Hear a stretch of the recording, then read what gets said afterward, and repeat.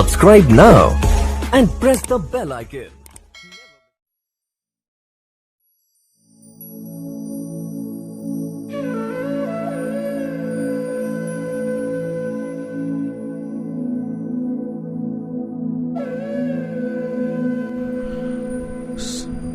कृष्णं नारायणं वन्दे कृष्णं वन्दे व्रजप्रियं कृष्णं द्वैपायनं वन्दे कृष्णं वन्दे प्रथासुतं जिन संतत सद्ज्ञान सुधा सुरसरी बाई लेकर तर्क त्रिशूल वाद मर्याद मिटाई जो सदघन सुख घन शांति घन बोध व्योम अविकार है उन शंकर मौली मणीन्द्र पर्यपत्र पुष्प निसार है नंदितानि दिगंतानि यस्यानंदाम्बुबिंदुना पूर्णानंदं प्रभुं वन्दे स्वनंदैक स्वरूपिणं सर्ववेदांत सिद्धांत गोचरं तम गोचरं गोविंदम परमानंदम सद्गुरुम प्रणतोस्म्यहम्। तो भैया आइए हम सभी इस YouTube चैनल के माध्यम से श्रीमद् भागवत पुराण की कथाओं के माध्यम से अपने मन को परमात्मा में लगाने का प्रयास करते हैं और श्रीमद् भागवत सप्ताह श्रवण का गान करने का और आप सबको अपनी बुद्धि अनुसार कथा सुनाने का प्रयास करते हैं। सच्चिदानंद रूपाय विश्वोत्पत्त्यादि हेतवे तापत्रय विनाशाय श्री कृष्णाय वयं नमः। सत, चित और आनंद परमात्मा के तीन रूप हैं, सत, चित और आनंद, सच्चिदानंद।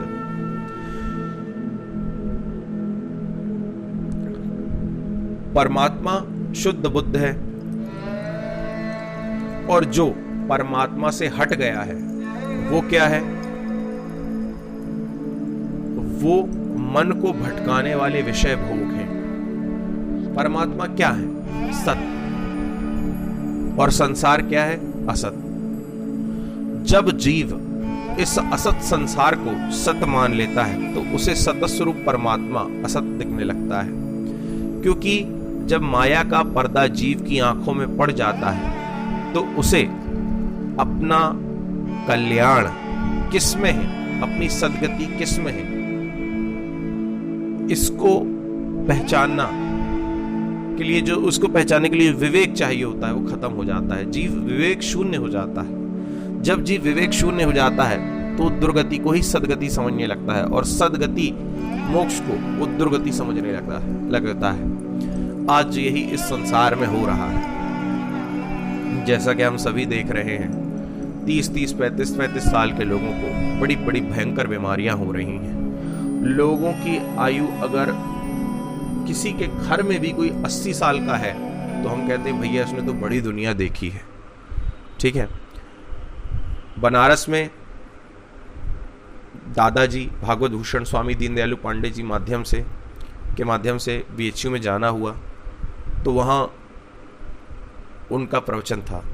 उन्हें प्रवचन के लिए पूरे BHU ने इनवाइट किया था, काशी हिंदू विश्वविद्यालय।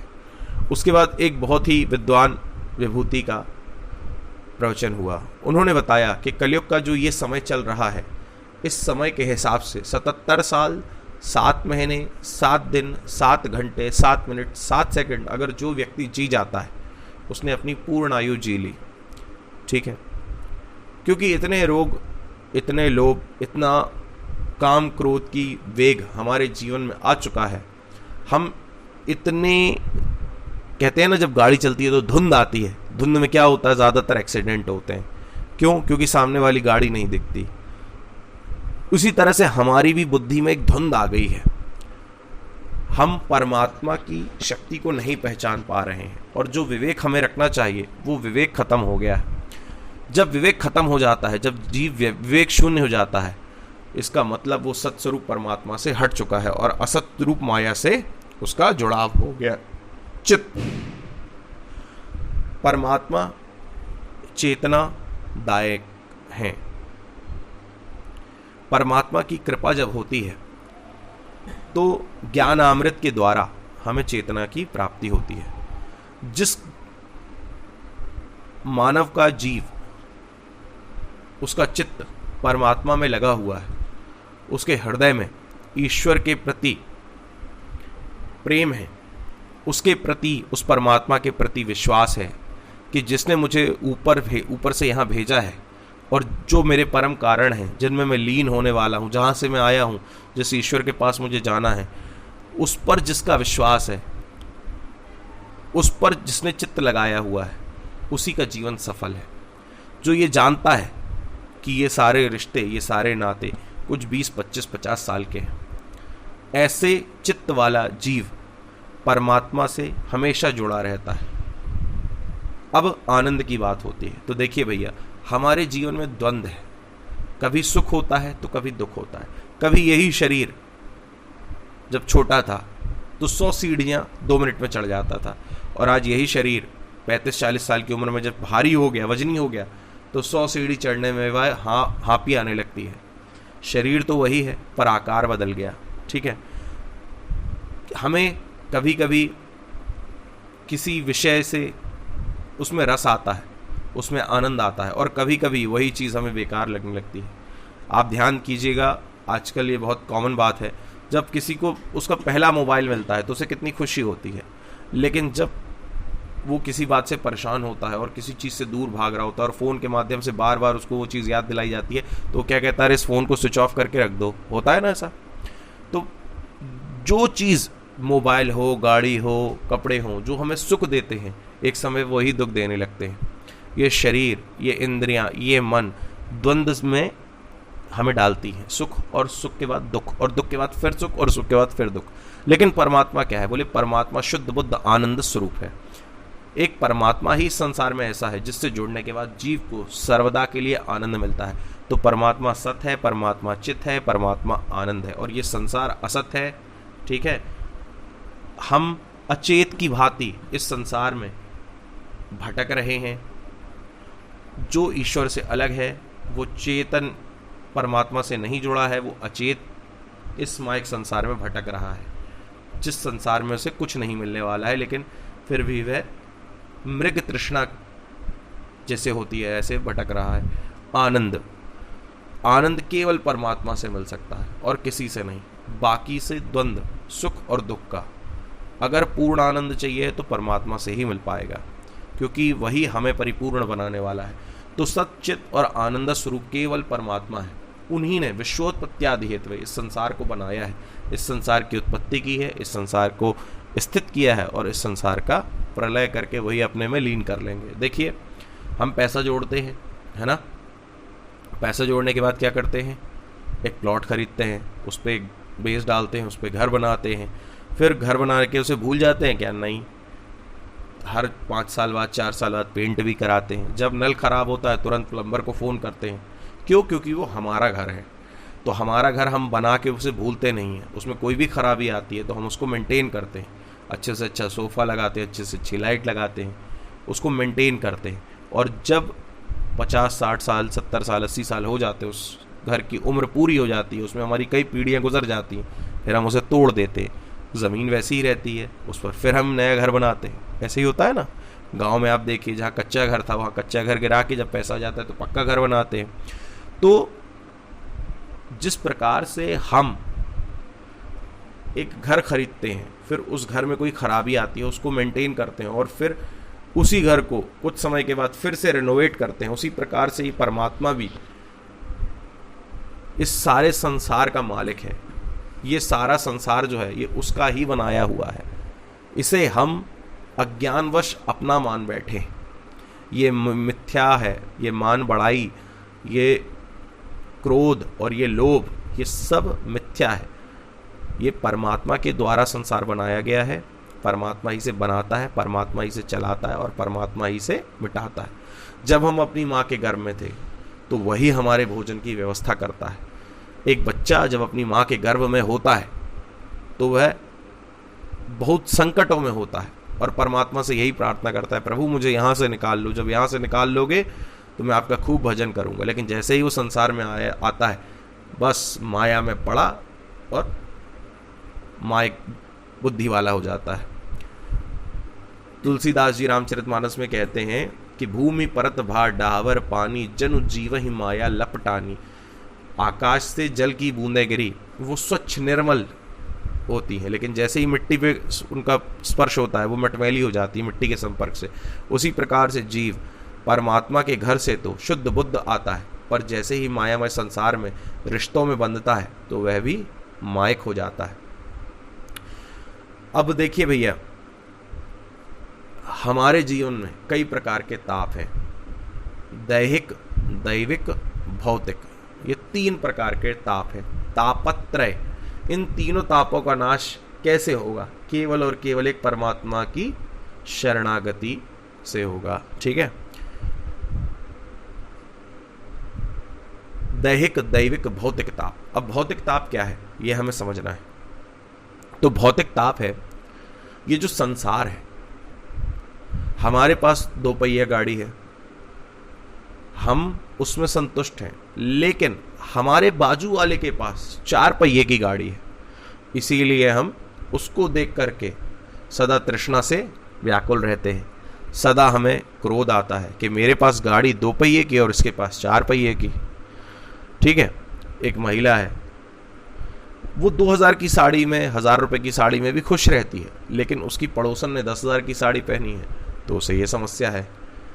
ठीक है ना, हम अपने दुख से दुखी नहीं है, हम दूसरे के सुख से दुखी हो रहे हैं कि दूसरे के पास हमसे ज्यादा है। अगर हम भजन करते हैं, अगर हम भक्ति करते हैं और भक्ति के माध्यम से अगर हम भगवान की कथा गुणानुवाद सुनते हैं, तो हमें यह समझ में आ जाएगा कि हमें अपने से नीचे वालों को देखना है, जिनके पास 2 वक्त के भोजन का भी जुगाड़ नहीं है। आज भारत में 150 मिलियन लोग, यानी करीब 14 से 15 करोड़ लोग भूखे सोते हैं, उनके पास 2 वक्त खाने का जुगाड़ नहीं है। किसी भी शहर, किसी भी कस्बे में आप चले जाइए, आपको भिखारी मिल जाएंगे। किसी भी खाने पीने के स्थान पे खड़े हो जाइए, चाय पीजिए, वहाँ पे आपको पैसा मांगने के लिए लोग हाथ फैलाए मिल जाते हैं। ये क्यों स्थिति है? इस भारत देश की स्थिति क्यों है? क्योंकि हमने अपने धर्म को छोड़ दिया, हमने भौतिक जगत को बड़ा माना और बाद में इसी भौतिक जगत की दौड़ में लगे रहे, और अंत में क्या हुआ कि हमारा धर्म और धन चला गया। हमारे पूर्वजों ने जब देश बटा तो आपने देखा होगा कई सिंधी भाई, कई पंजाबी भाई पाकिस्तान से इधर आए, राजस्थान में भी आए होंगे, गुजरात में भी आए होंगे। वो अपने धर्म की रक्षा के लिए अपनी संपत्ति सब कुछ छोड़ के आ गए। क्यों आ गए? उन्हें अपने धर्म की रक्षा करनी थी, और आज उन्होंने यहाँ फिर धन कमा लिया। धर्म रहेगा तो धन अपने आप आ जाएगा, क्योंकि धर्म धैर्य देता है, और धैर्य से ऐसी कोई भी वस्तु नहीं है जो प्राप्त ना की जाए। धर्म अगर है तो धैर्य आएगा, और जो जीव धैर्यवान है उसके पास धन अपने आप आएगा। जो धैर्यवान है वो एक दिन अपने आप धनवान बन जाता है, और जो भौतिक जगत की दौड़ में बिना किसी लक्ष्य को लिए, बिना किसी धैर्य को लिए केवल दौड़ता जा रहा है, उसे अंत में कुछ भी प्राप्त नहीं होगा। क्योंकि जिन मायक वस्तुओं को प्राप्त करना चाहता है, उन्हें प्राप्त करके भी उसे शांति नहीं मिलेगी। फिर उसे ये लगेगा कि अब 4 चक्के की गाड़ी मिल गई, अब SUV लेनी है, अब बड़ी गाड़ी लेनी है, फिर एक दिन हेलीकॉप्टर की इच्छा। तो भौतिक जगत जो है वो केवल आपके अंदर तृष्णा पैदा करता है, वो आपके अंदर सदा अशांति पैदा करता है, वो आपके अंदर शांति नहीं पैदा करेगा। दैविक ताप। अभी महाराज जी के पास एक बालक आया था, वो बड़ा दुखी था। वो कह रहा था कि महाराज जी, जब मैं 5 साल का था तो मेरे पिता खत्म हो गए, जब मैं 10 साल का हुआ तो मेरे दादा खत्म हो गए, मेरा कोई भाई नहीं है, मेरी 4 बहनें हैं और मेरे माँ हैं, वो विधवा हैं। मेरी 2 बहनें हैं जिनकी मैंने शादी कराई, एक का पति ने तलाक दे दिया, एक का पति का एक्सीडेंट हो गया। ये 2 बहनें छोटी हैं, मुझे इनकी पढ़ाई भी करनी है, घर भी चलाना है। मेरे साथ ही ऐसा क्यों हुआ? ये दैविक प्रारब्ध, दैव से, ठीक है। अब कुछ लोग दैववश अपने पूर्व जन्म के किए हुए कर्मों के कारण दुखी हैं, और कुछ लोग पैदा होते हैं और जिस घर में जन्म लेते हैं वहाँ इतना पैसा होता है कि जिस घर में वो जन्म लेते हैं पैदा होते ही वो अरबपति खरबपति बन जाते हैं, और कुछ लोग पूरी ज़िंदगी में कुछ लाख रुपया भी नहीं जोड़ पाते। ये दैव प्रारब्ध वशात है। हम लोग जब भागवत पढ़ते हैं तो आप देखिए एक कितना बड़ा कथावाचक बन गया, और कुछ हैं जो बहुत पीछे रह गए। शायद हो सकता है उसने उनसे ज़्यादा पढ़ा हो, लेकिन प्रारब्ध भाव ही मीट सकहि त्रिपुरारी, केवल परमात्मा ही है जो कृपा करें तो भाग्य पलट सकता है, अथवा सबको अपना प्रारब्ध भोगना पड़ता है। तो परमात्मा क्या करते हैं? हमारे शरीर के कष्टों को हर लेते हैं, दैहिक तापों को हर लेते हैं, हमारे दैव, हमारे प्रारब्ध के जो भी हमें दुर्गतियाँ भोगनी हैं उन्हें वो पलट लेते हैं। जो भौतिक जगत की हमें तृष्णा सदा व्याप्ति है उसे समाप्त करने की अगर किसी के अंदर क्षमता है तो वो केवल परमात्मा श्री कृष्णाय वयम नमः, श्री कृष्ण के नाम में है और किसी में नहीं है। इसके बाद अब हम परमात्मा को प्रणाम करके यहीं से आगे कल बढ़ेंगे।